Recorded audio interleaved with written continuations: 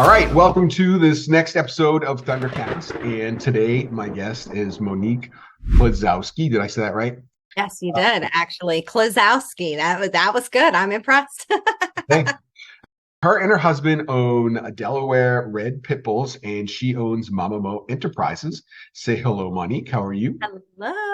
I am doing fabulous. How are you today? I'm in Florida, so I'm awesome myself. Why don't we start off by having you give us a 10,000 foot view of the Delaware Red Pitbulls? There's so much awesome information about your company. I just want to share it with everybody. Yeah. So Delaware Red Pitbulls, actually, my husband Matt started over 20 years ago. We've been together for almost 15 years. So I've been a huge, significant part of that growth over the years. But Delaware Red Pitbull started from a passion of my husband for these dogs during a time when he was really, really down and out after he lost his dad.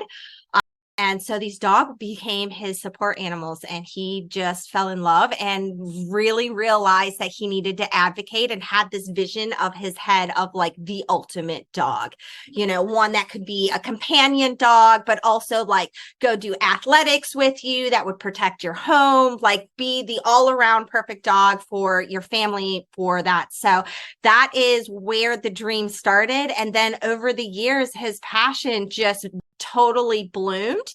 And from Delaware Red Pitbulls, we ended up being incredible opportunity and have been able to work with high profile clients, have been in some Hollywood movies. We have expanded that into KC K9 training.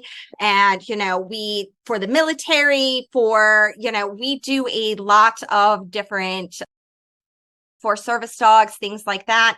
And then also there is the athletic canine raw diet line. So I formulated a raw diet line, and that's where Mamamo Enterprises was kind of born. I have a CBD line. So like it just kind of like expanded and expanded as the years went on. And we really got this incredible reputation of with these families. And that's really how we advocate for these is we have all of these beautiful, incredible puppies, and we advocate for the breed. We do things a bit differently. We imprint, we keep the puppies longer. There's just like a whole application process. And so, we're just frontlining, honestly, with Delaware Red Pitbulls. And so that's really the beginning. 1,000-foot view in a nutshell. There's so much more we could talk about. And you also, the one company that you haven't talked about is your women's group training and personal. Yes, rewilding the divine feminine. And that comes that's more from my personal journey, So 1,000-foot view from that. I grew up in a lot of trauma. I was in the foster care system. I aged out of the foster care system, got into abusive relationships, didn't know my self-worth. And over the years, after a cancer diagnosis and really realizing that I wanted to heal and I wanted to live this life, I decided to go deep in my own healing journey and started, really deep down doing naturopathic medicine and really somatic healing practices, and really started to learn that a lot of the illness that I had within my life was due to unresolved trauma that was, living within my body. And so once I started to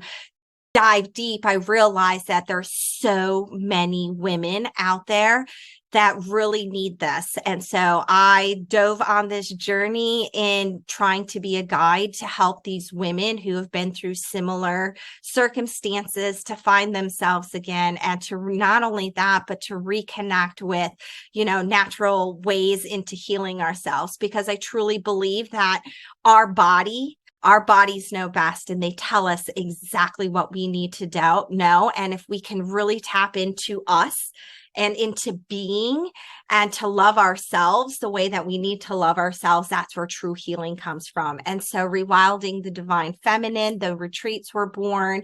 And so I have shamans, holistic practitioners, and it's really connecting back with that feminine energy, loving our bodies again, really connecting back with Mother Earth, what it means to be feminine and to step into that and just really just love ourselves again, and to be in community with women, which is something that I don't think that we have enough of.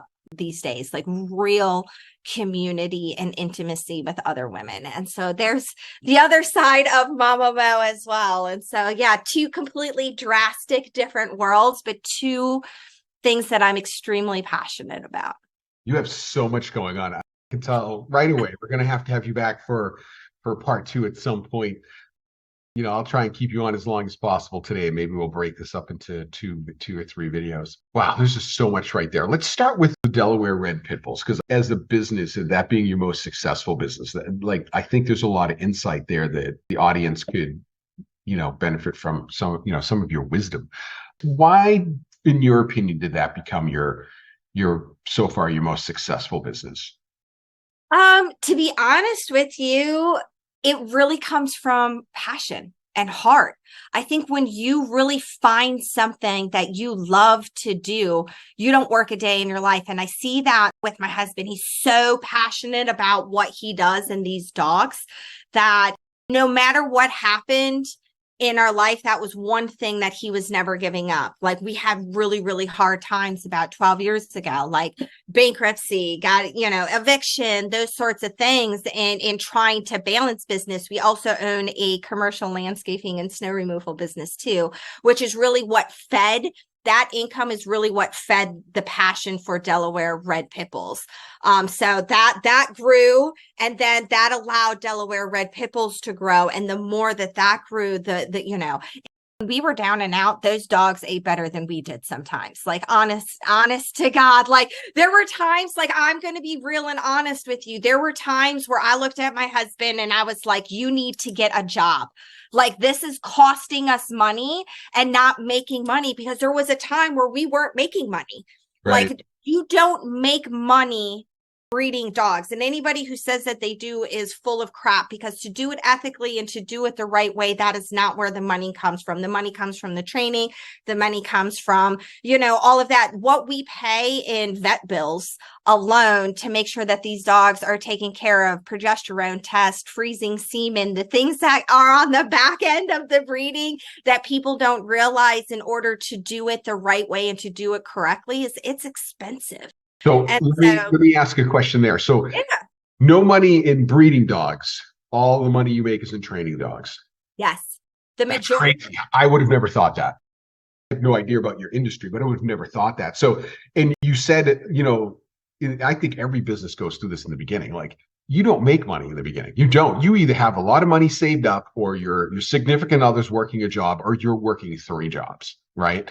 Well, the thing is I was working I was working at Boeing for one time, and then I left Boeing and was working for the state as a senior case manager for the Division of Social Services. And there came a time where it was like something needed to give. And so I left my state job to help us grow the landscaping and the snow removal business, because the back end stuff is what I'm good at. The clerical stuff, the stuff behind the scenes, that's like all of the things. And that's not what his strong suit was. And so we decided that I would leave my state job because I was absolutely miserable. And that's a whole nother story in and of itself. And so I ended up leaving that job and deciding to come help and build the landscaping, the snow removal. If it wasn't for the landscaping, if it wasn't for global landscaping, Mamamos wouldn't exist. We would not have DRP. We did something that neither one of us were really passionate about, because the income was good and that fed into the passions. And there was no way at the end of the day, if something was going to go, it wasn't going to be the dogs. And so no matter what happened, that was just a spoken about thing, that those dogs meant everything, and they have been. And I think it's from that passion that, Hollywood called us. I think it's from that dedication that you see in the videos, and the advocate side of it as well, that we did things differently. And so because of that, that's where that grew. And slowly we were able to downscale on the landscaping. We still have global landscaping, but now we only do commercial. We don't do residential. And we've really downsized a lot, because now we're making money with the training. Now we're making money with the raw food line. Now we're making money with, the treats and all the other things that came off of that growth. Right. This is one of the reasons why I was looking forward to interviewing you because not only do you have one successful company, you have 2, 3, and 4, right? So you got a lot going on. But you did say something very interesting, and I think you're probably one of the first guests that I felt comfortable asking this question to, because I already know what's on the other side of this, and I already know how you've gotten here. But how did you guys get through the emotional, everyone goes through it. Every business owner goes through it. Like when you have no money, right? And you're making your business work and, I just got to wait for that one more client. I got to do this one more thing. But meanwhile, your relationship is suffering, right? Relationships suffer when the finances are tight. I don't care who you are. How do you guys survive that? Oh, that's a good question. I've been there. Working together with your spouse is difficult in and of itself. And my husband and I are two completely different individuals. And it's really, it's been extremely tough over the years, back and forth. And I'm not going to lie. And it doesn't get easier because there's always new obstacles. There's always new things. But I think really at the end of the day, and I think that this is such a bigger topic than just business in and of itself. I think it has to do with like relationships in general. I think that we give up too soon. I think that we have fights and we can't see the light at the end of the tunnel, and you give up too soon. And I just had this conversation, and this is just came to me as I'm saying this. I just had this conversation the other day with somebody about how when you come from nothing and you know what it's like to have nothing, how dangerous you are when you become successful, because you know that you can get there again. And I think that that's really what it comes from. Is my husband and I come from two very broken places, and neither one of us came from money or had anything, and everything that we've ever done has come from us and ourselves and our blood, sweat, and tears into our passions. And I think that when you start to see that momentum and it gives you hope, and you're used to falling down and getting back up and falling down and getting back up and falling down and getting back up, that it's like you start to see a little bit more success and a little bit more success, but it makes you dangerous when you ain't scared to lose it all. And I think that's what it takes to be a successful entrepreneur, because at any moment we can have one bad month and that's all it's going to take to lose it all. But you know that you can get there again.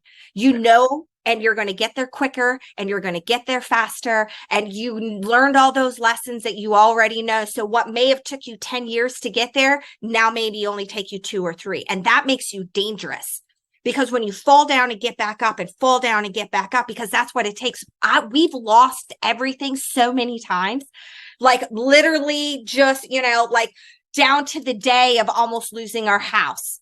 You know what I mean? Like get ready for auction it off. And that's what it takes, is to not give up in that moment, because in that moment is where the breakthrough is. All of a sudden, some miracle happens. And I feel like whatever your belief is, God, the universe, whatever it may be, will push you to that edge to see how far your dedication really goes in that. And I really think that that's what it is. When you have a vision and when you have a dream and your heart is in it and you continue to push through no matter what the circumstances is, that's where you see your success. Because if I gave up every single time obstacles were in my way, and I would have given up a long time ago, and I would not. If you would have told me 10 years ago, when we were getting evicted, when our car got repoed, when we were filing for bankruptcy, if you would have told me when I was in my 30s that I would be walking red carpets and have the success and doing the things and, driving Maseratis and things like that, I would have told you were absolutely insane. But it's like, you just don't give up. That is something that I give a lot of credit to my husband, is no matter what the circumstances have shown, even when I wanted to throw in the towel, he never did. He had a vision of what those dogs were supposed to be and what that business was going to be, and he never gave up on it.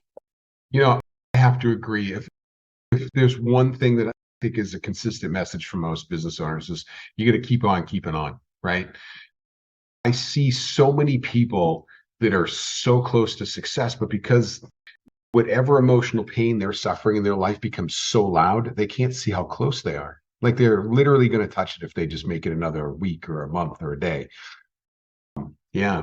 All right. So my next question is on like leading into this. You're just giving me so much information to work with. All right. So you're sitting there, the dogs are eating better than you. Maybe this is one of those moments you want to give in and something happens. Like what was that watershed moment when you sold that first dog that changed the rest of your company? It really wasn't the sale of a dog.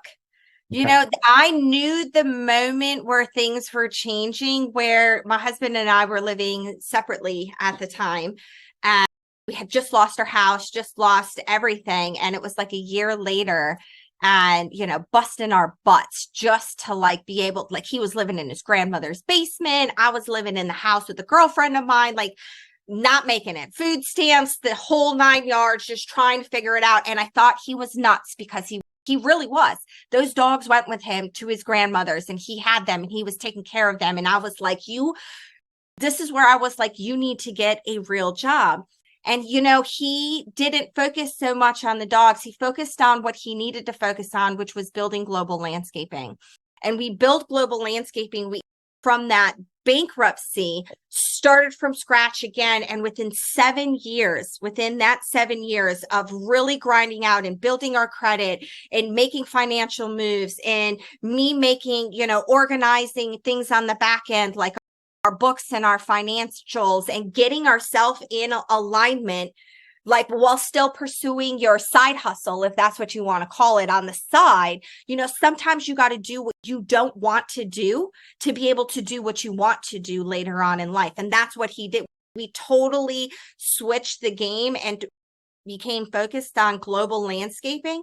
And within that 7 years grew it into a $1 million business. And we bought our house. And it was like, it really wasn't like a dog or a moment where it was like that. It was like just grinding it out and seeing a successful month and learning from your lessons and advertising and working from night, busting your butt those 24-hour days where you're just so exhausted and sacrificing the things that you want because you know that you have a vision and you deserve so much more. And that's really what it was. And within those 7 years, not only did we grow global landscaping and started to get more success. And then we were winning awards within our city for best landscaper and really just focusing on that niche so that we could build out the dogs on the back end and then still staying active on the back end with training and on the boards and advocating and doing those sorts of things. And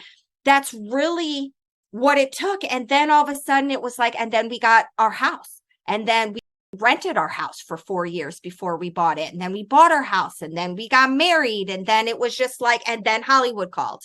You know what I mean? It wasn't like one defining moment. It was like really putting your nose to the ground and grinding it and forget everything else that's going on in life that you really want to make this successful. And you got to do what you don't want to do. Neither one of us wanted to do the landscaping, like it really wasn't what we wanted to do, but we took that business and we grew it because we knew we could.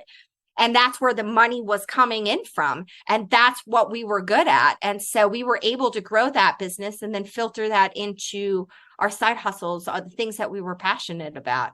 And by doing that, then everything else exploded, because once you grind out what you don't want to do and you see that become successful, when you start working and doing the things that you're passionate about and that you love and that you can pour your heart into, of course, that's going to be successful. But you got to have those. It's like baby steps along the way. And trust me, we were close to losing it all multiple times. Still deal with that financially. Like, you got to take chances, you got to take risks. And that's something that I had to learn along the way. I was by the book. You do it this way. You don't take chances. You play it safe. You do these things. And we butted heads a lot during those times, during those years, because I wanted to play it safe. I want to save. He was willing to throw all of his money in and take a chance. And I was like, you're freaking crazy. And so it was like kind of we balanced each other out, where he taught me that you do have to take a chance. You're never going to make it in business if you you play it safe. Never in a million years. And it took me a long time to realize that. A long time. It was a huge argument. But now I realize that on the other side of fear, on the other side of all of that crazy chaos is the only chance that you're ever going to get to be successul and to be able to pursue the things that you love. I've never known anyone who just said, hey, I'm going to start a business and turned out to be successful. Like there's always a story, there's always a hardship, there's always something to overcome. And you can look at the most successful and popular billionaires today. I mean, Elon Musk, I mean, just no guarantee. He had a hustle. I mean, how many times did he sleep on someone's couch? Yep. How many businesses did he start? It looks like it was going to go belly up. I mean, he's suffering that with Twitter/X right now. All right, I don't want to get off on the billionaires. Let's talk about you. So you keep saying Hollywood called. Are you allowed to, like, obviously Hollywood's not a person, or it's not even an organization. It's an area. It's a bunch of people who live there. So who called you? Can you say?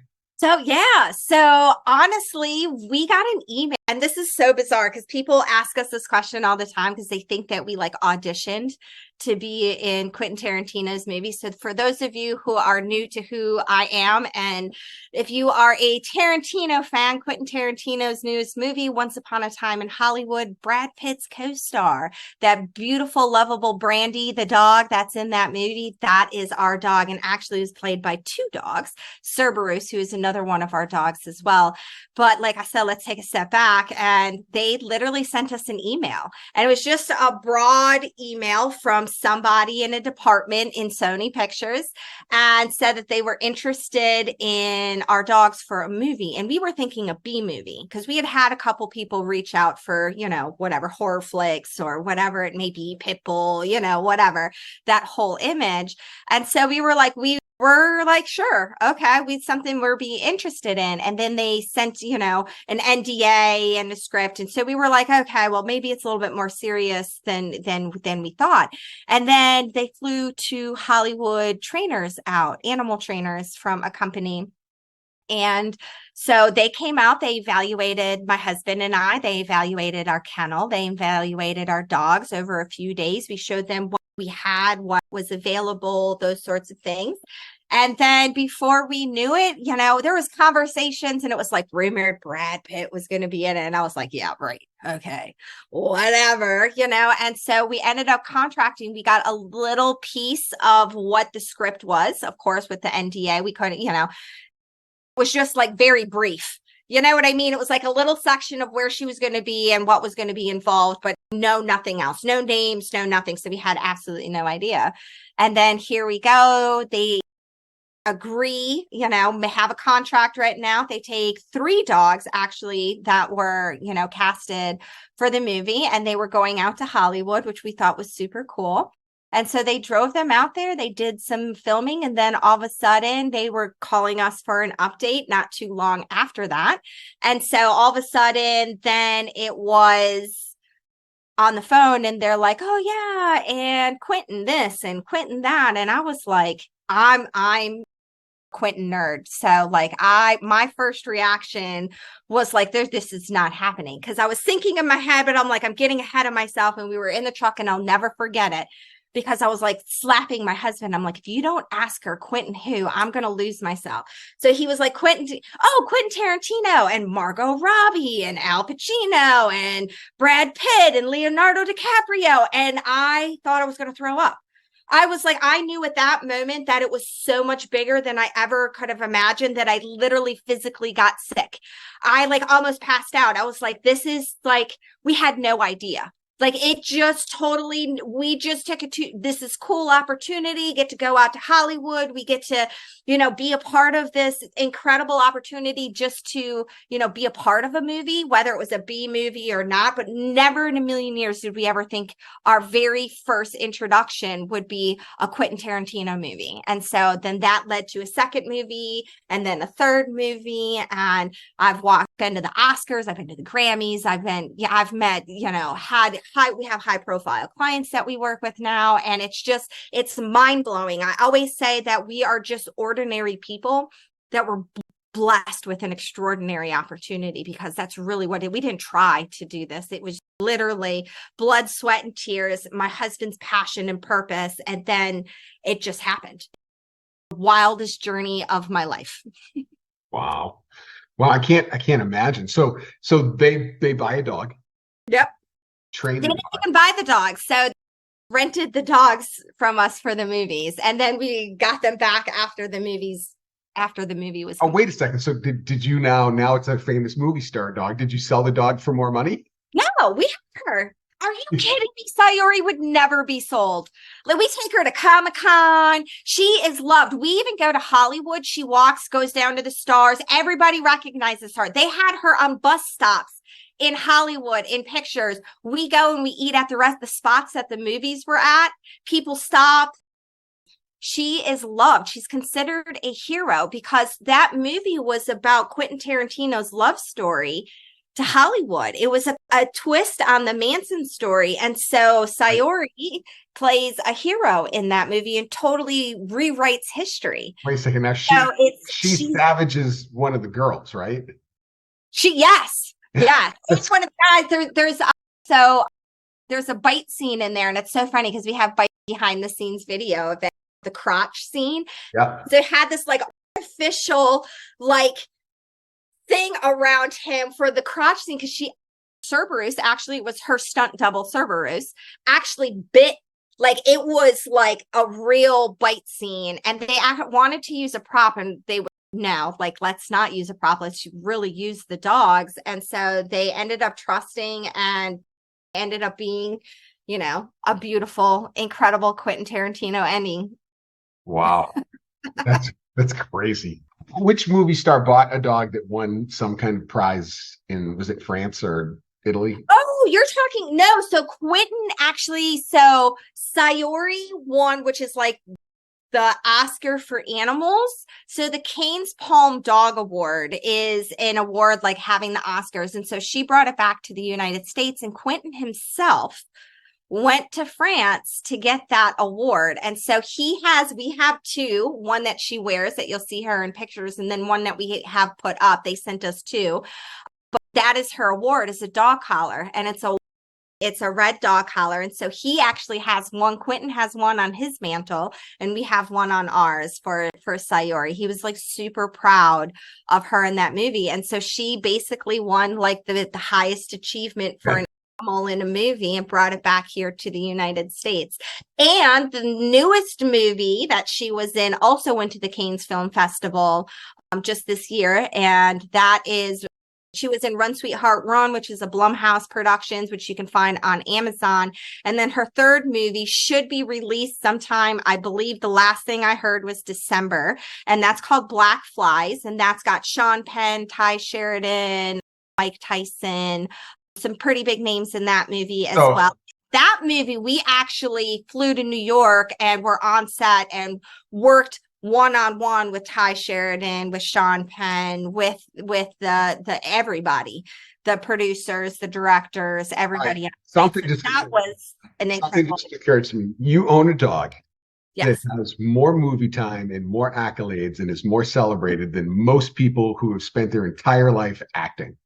And you know what the greatest part about that is it takes all the pressure off of us. So when we do these red carpet events, when we get invited to these after parties and to do that thing, she is the lovable center of attention, because who doesn't want to come over and kiss the dog? We always say she's an actor's favorite actress.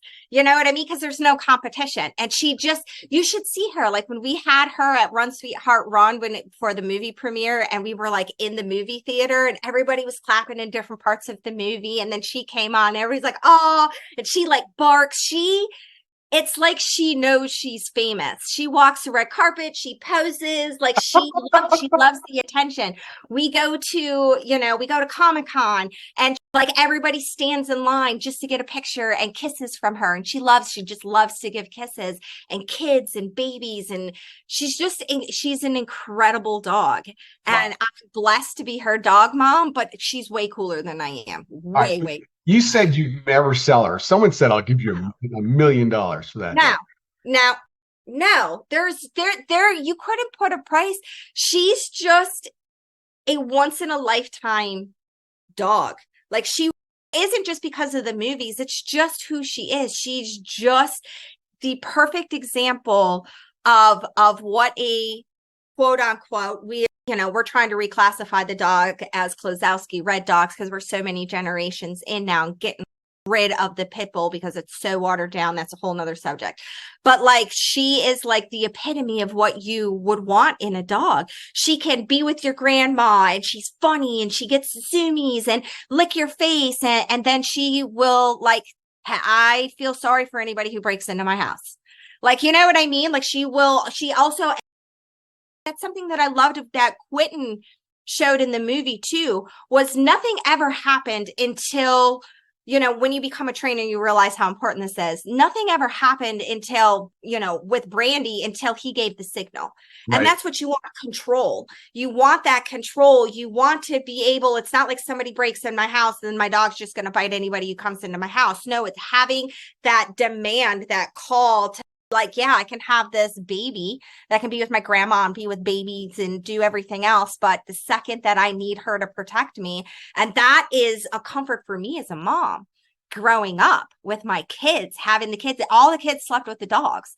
You know what I mean? I knew somebody broke into my house. I was at least going to have, enough time to get what I needed to do to take care of what I need to take care of. Those pitfalls, there's going to be robber body parts everywhere. Yeah. Exactly. All right. So I obviously had some conversations with you about this, and so breeding dogs is not glorious all the time, right? So you have a mama dog, we'll say it politely, a mama dog, and she's pregnant, and the babies come early.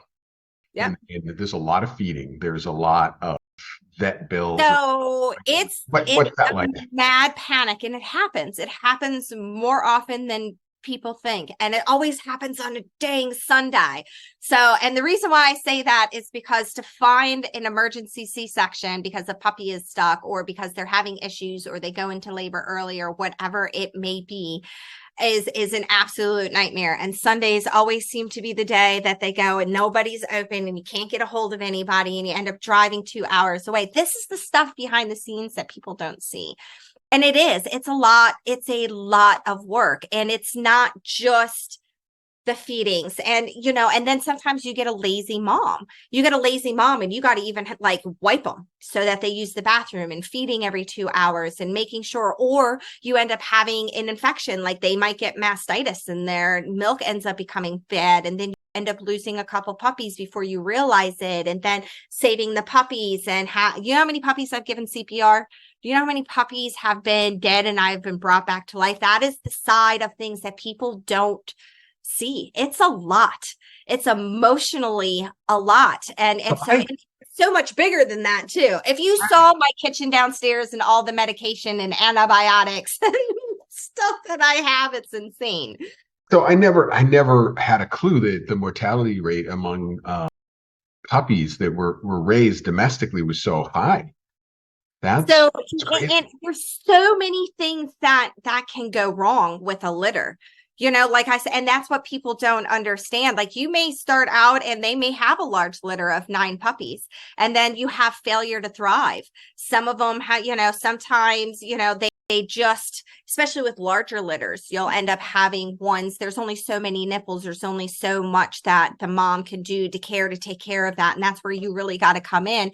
And sometimes they're just, and here's another thing too. So with dogs, when you breed them, like over multiple, a week's time, we'll say, there's multiple breedings. So there may be a puppy that comes out that is like fat and like whatever. And then you have one that the sperm didn't reach the egg until 6, 7, 8 days later. And so there's a week difference in there between maturity and being able to grow, in utero. And so there's so many things. And that's why, breeding, there's so many complications, so many things that can go wrong, especially in the first few weeks. Like we wear gloves, like you're making sure that they're breathing okay, mom's milk is okay. It's, pushing them through antibiotics sometimes and mastitis. There's just so many things, very, very, very rarely. I think in the 12, 13 years that Matt and I've, that I've been part of the breeding program now, like I think I've maybe seen like one that I can think of off the top of my head of like a cleft lip, where it's just not formed right here. And that happens every once in a while. There's a lot of things that end up happening. Sometimes there's just no reason for it and you can't figure it out. We can't do an autopsy. Sometimes we do autopsies. We've lost entire litters and couldn't figure it out why until we did an autopsy. You know what I mean? So it's like there's so much that goes into it on the back end. I mean, and it's not even just dogs. That's any animal in general. Horses, goats, whatever it may be. There's got to be breeders for certain things. And it's just, there's so much that goes on. Like people think that it's easy. Like our dogs just, consummate and then we have puppies and then, we make money off of them. And it's so much more than that. And then the other dogs too, like we imprint all of our dogs as soon as they're able and have their shots. They're walking through grass. We're taking them to the beaches. We're helping them overcome, stimuli and to build confidence in them and taking puppy pictures and updating websites. And it's a lot. There's a lot that goes into it. And I don't think that people realize how you're right. None of us do. None of us who've never bred an animal have any clue. We don't know. But isn't it the state of the United States or in the Western world anyways? Like we just live, most of us do not realize the charmed lives we live. Right? And we're constantly complaining like we're miserable and depressed and that we have everything. We do not know the work of the trials and tribulations that people go through to provide us the services that we get, right? And the products we get. All right, well, let's get into the training side. You sounds like you just started leading into that because you said you're imprinting and doing all this stuff. Yes. Tell us about that. So the training as a whole, in the last few years, we had always done training and done imprinting and things like that. And then when we realized, especially once we got into the movies, were asked to be on set and to do all of the things that the first movie with Quentin, we didn't really know any better. We didn't know what we were capable of. We just let them take control and to do all of it. And then once we realized that we could do this, you know what I mean? These are things that we already do. And then so we ended up bringing in a incredible trainer. And I always tell him he understands dogs way better than he understands human beings because he really gets in, because it's really about getting into their mind and knowing the history of the dog. And not only that, but pack mentality. And that's what's super important as humans. We want to humanize our dogs and they're not humans. And so when we start to humanize our dogs, we take them away from their nature. And so we've really imprinted. So sometimes when our puppies, we will put them after they're weaned off of their mom, we'll put them with one of our females, our moms that we'll teach them how to respect the pack, how to associate, how to have good behavior, because they learn just like we learn from our parents. They learn from the other dogs around them. When we do training, we'll have other dogs tied up because they're watching, they're learning, they're immersing themselves in it. And so when you can really get into the dog's mind and understand pack mentality and how to be dominant as, the pack leader, and then into the training as well. And that's something that we are super passionate about is imprinting. So imprinting starts at a young age. It's building their confidence, just like we do with kids. We do it with dogs. If you stick a dog in a kennel, they get kennel. And we believe that even genetically gets passed down through generation, just like trauma. You know what I mean? With dogs, with the kennel mentality, that gets passed down. That's learned behavior. And so when you have people that are backyard breeders or don't know what they're doing or don't train their dogs, if you're a breeder and you can't train your dog, how do you know what you're giving your customer? How do you know what you even have, what they're capable of? How can you better the breed? Whatever it may be. And so for us, training is so important. Imprinting, touching their paws, and everything from touching their paws at a young age, from clipping their nails so that they get used to that, so they're not pulling away and scared of the clipping noise, things like at a very young age, touching them, having them walk through water bottles. We've got obstacle courses, really building them, mind, body, spirit, and getting them in water, not afraid of water. We even teach our dogs how to dive, and to hold their breaths underwater with the mammalian concept. But there's so many things, and that's really where the passion comes from. Yeah, breeding is what it is, but the training, and being able to hand over a dog that fits a home. So we keep our dogs longer as well. So we evaluate the dogs, imprint the dogs, because you don't want a fire-breathing dragon like a Cerberus who did a bite scene at the end of Quentin Tarantino, who is high energy and high test. And like you pull a ball out and he is so hyper-focused on it because he's a working dog. It's a working mindset. You don't want to stick a dog like that in somebody who's a quiet family home where they just want to walk him and, he's got prey drive and he chases after small animals and things like that. Like we evaluate the dog to make sure that the dog goes into the right home. And that's how we save the breed from going into shelters, is because we know exactly what you're going to get. But not only that, but we are there for the life of the dog. So say 6 years down the road, you end up having a behavioral issue. We're going to come to your home and we're going to help you work through that behavioral issue, even if we haven't talked to you in 6 years. You know what I mean? Like it's a lifetime thing. And I don't think anybody's doing that. But when it comes to the training is number one. If you can't train and you don't understand your dog and you don't understand what you're giving somebody, how can you call yourself an ethical breeder? Because you don't know what you're giving people health-wise, mentally wise. Like, how do you know, what you're even producing? And so the training aspect has become number one and the most important.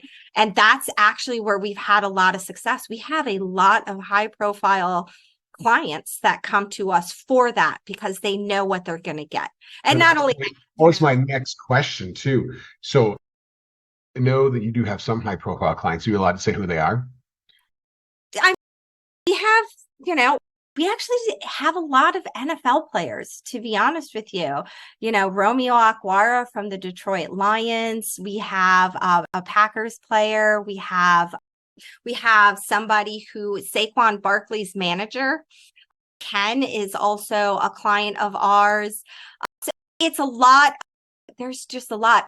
Actually, so I just recently started Mamamo Frenchies. So I'm also doing French Bulldogs and working with Fletcher Cox from the Eagles. So, there's a lot of NFL players, a lot of managers, things like that come to us. But, it's wild. And the greatest thing that I've learned in experiencing and being able to talk to, celebrities and high profile clients in sports, what I've really realized is I don't put anybody on a pedestal anymore. I really realized that people are people no matter where they go, and we idolize them and we put them on these pedestals. But really at the end of the day, that is their job. And they are just people just like us. And it totally was a mind shift for me. I'm capable of anything that any of these people are capable of. It's really that determination. It's that passion, that pushing yourself and more and working harder than anybody else is willing to work. But at the same time, also realizing that doesn't change who they are on the inside, having that people, we've been invited to. I was just thinking, one of the things you said to me that began to click and make sense, because you're like, so many NFL players, right? And you're talking about them being regular people. And I agree with that.